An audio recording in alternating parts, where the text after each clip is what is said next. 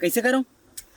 अरे ना ते मोहम्मदपुर के मेला घुमाए लेगा था, ना खमरिया के मेला घुमाए लेगा था। कम से कम तुम्हार गांव परसाही के मेला लेके जा।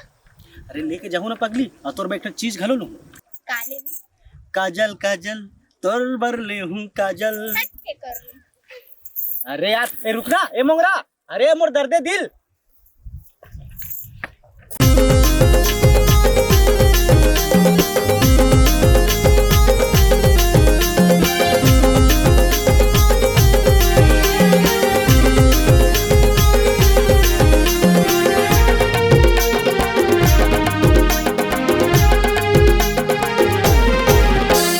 काजल काजल कह के मुल पगली बनाएगा, दिल दिल दे के मुल दीवानी बनाएगा। काजल काजल कह के मुल पगली बनाएगा, दिल दिल दे के मुल दीवानी बनाएगा। नैना लड़ा के राजा मुल ते फसाएगा, दिल मां बसा के राजा दीवानी बनाएगा।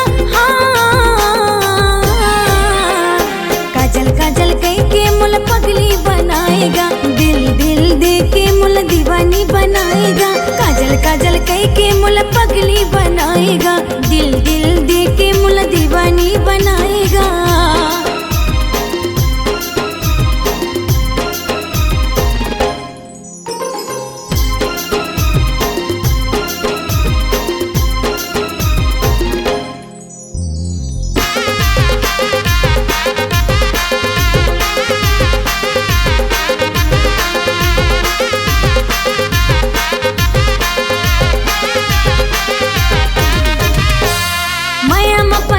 राजा दगा जन देवे, जिंदगी भर राजा मोर सा